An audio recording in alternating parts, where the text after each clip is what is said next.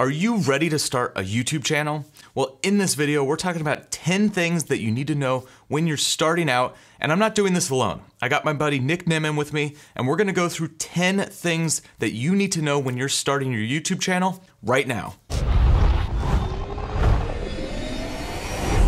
So this video is part of a 4-part series all about how to get your first 1,000 subscribers on YouTube. So I'm gonna put the full playlist down in the description so you guys can check that out. And I'll also add it to the end card at the end of this video. So make sure you watch the entire playlist because there's a ton of info for anyone who's starting out on YouTube. Guys, if you're new here to this channel, my name is Jevin Dovey. I do a lot of filmmaking tutorials, product reviews, and I love helping other creators find success on YouTube. So make sure you hit that subscribe button and turn on those bell notifications so you don't miss one of these videos. All right, I don't want to waste any of your time, so let's just get right into the tips, and I'm going to start with number 1, and that is your content matters most. So the worst thing that you could do is focus on all of the strategy and everything that goes into building a channel before you figure out what kind of content you're even gonna create. So you really have to remember when you're on this YouTube journey, you always have to come back to your content because the videos that you're creating are what matter most, and you need to be making sure that you're putting out the best videos that you possibly can. This is gonna be something that you're gonna grow over time. Your video right now is gonna be very different than the videos that you're producing a year from now, 2 years from now. If you look back at my first videos, they were awful, but you have to go through that, and each time you make a video, just think about one thing that you could improve.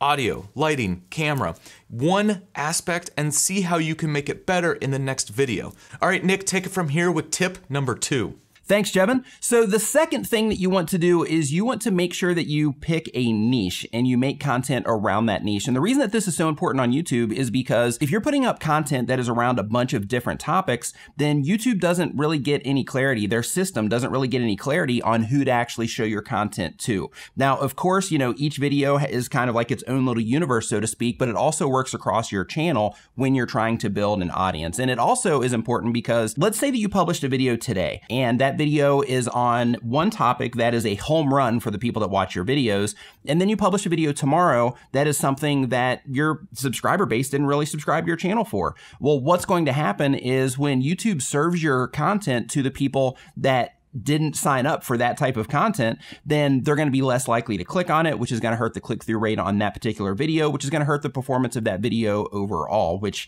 is something that you don't want. So let's put this into a real-life situation. Let's say that you've built the foundations of your YouTube channel on camera gear, and all the videos that you've been putting out have been about camera gear, and then you put out a video about fashion, as an example. Well, what's going to happen is YouTube is going to try to show that fashion video initially to a very small sample size of your subscribers, and based on how they respond to it can dictate how that video is going to perform, because they're going to be less likely to click on it. If they do click on it, they're going to be less likely to watch it because fashion isn't what they subscribe to your channel for, and it just might not be in alignment with the interests that your viewers have anyway. So at the end of the day, what you want to do is you want to make sure that with the content that you're putting out, that you are serving a particular group of people with a specific type of content. So tip number 3 is you need to do keyword research. And if you're wondering what is a keyword, and it's basically what your content is about. A keyword is that word or that phrase that describes what the content is about. And keyword research is basically going through and figuring out keywords people are using to find content. If you're not doing keyword research, then you're essentially shooting in the dark. You're just throwing darts blindly. And you don't want to be doing that. You want to make videos with a purpose and know that people are out there searching for that specific keyword or for that specific phrase. So a tool that I use is Keywords Everywhere. This is a free extension, and it just puts a little number at the bottom of every search bar and tells you the search volume for a specific keyword. Another awesome way to do keyword research is just start typing in YouTube. As soon as you put in a few words, YouTube's gonna show you a bunch of suggestions. Those are all keywords that people are using in keyword phrases. So look at that for ideas on videos that you can create. Now, another awesome tool is TubeBuddy. Both me and Nick use TubeBuddy. It's an awesome tool with a ton of features around keyword research. So if you really wanna dive into this, I highly suggest checking out TubeBuddy. Another thing you want to keep in mind when you're starting a YouTube channel is that your first videos are not going to be that fantastic in most cases. So the content that you're making right now, when you watch that a year from now, you're going to look back and you're going to say to yourself, oh my gosh, I can't even believe that I put that on the internet. But it's okay, because we all go through that. It's part of the process, right? So it's just important to not beat yourself up too much and just keep uploading, because the more that you upload content, the better that you're going to be at making content. So one strategy to build your YouTube channel is to get more videos on your YouTube channel. And the reason for this is the more videos that are out there, the more opportunity that someone is going to find your channel. If you have a channel that has 5 videos versus someone who has 50 videos, then there's a much better chance that a viewer is gonna find that person's channel with 50 videos. However, I say this with caution because I don't want you to go through and just start pumping out videos without actually focusing on the content.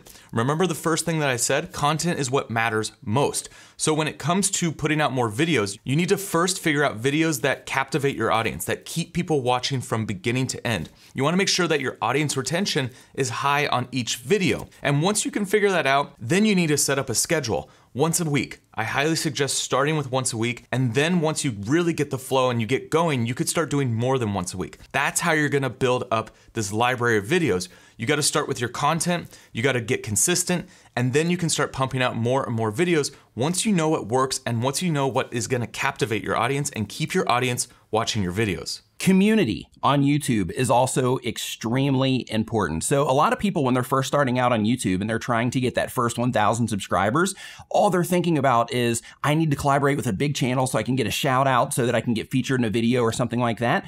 But it's more important to actually start networking with people that are already in your space, that are around the same size as you are, so that you can come up together. Because YouTube is a community environment. And what you want to do is you want to start networking with everybody, but you also want to network with people that are around your same size, so that as you're going through this process, as you're learning how to use your stats, as you're learning what works and what doesn't work in your content, you can share that information with others that are around your same size or that are on the same mission that you are, so that one, you can create those friendships, and two, so that you can learn and grow together here on YouTube. Which brings us to the next point: competition. So let's talk about the competition in your specific niche. Now, there's a couple ways to think about this. You could think that the other creators that are creating similar content are competitors. They're the other people that are taking the viewers away from your channel. However, YouTube's a little bit different. YouTube is a community. So I don't think of all these people as competitors. I think the biggest competitor is you and only you, because you're the only person who's gonna stop you from making content, stop you from moving forward. Whereas all these other people in your niche, they're great people to pay attention to, see what's working on their channel, and use that information to help you grow your channel. I wouldn't be worried if there's more people in your niche, because that means that there's more people out there who are interested in that content. If we were worried about competition, me and Nick wouldn't be doing a collab together right now. And I think that's one of the coolest things about YouTube in general, is that all of us are in this together. We love working together. Collabing is a huge thing that you can do on the platform, and it's a great way to propel your channel, but you gotta not psych yourself out, and you gotta not push yourself down and not create content because you're so worried about what other people are doing. Stop worrying about all that noise that's going on. Focus on those tactics that will grow your channel, and use those people around you as information on what's working and what's not working in your particular niche.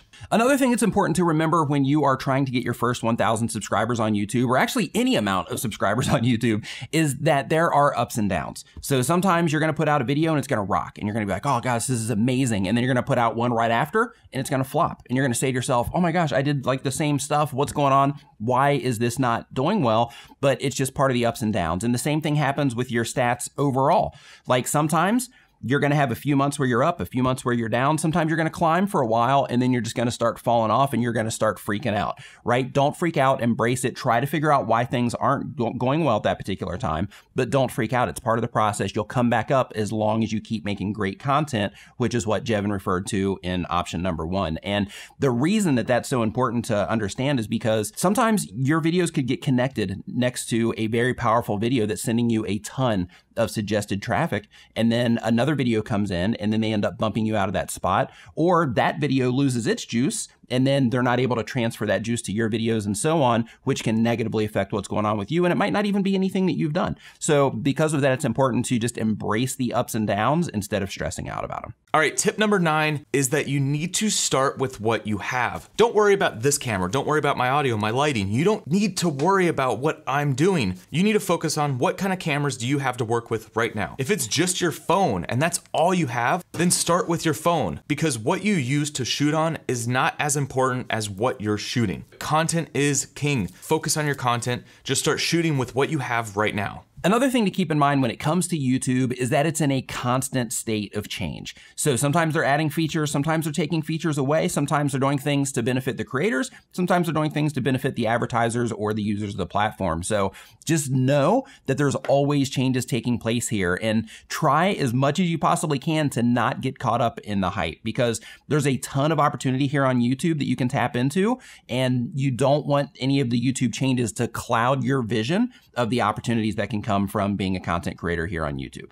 To learn even more about getting started on YouTube and to continue on with this series, make sure that you click on this video right here. This is going to take you over to my channel where you can watch the next video in the series.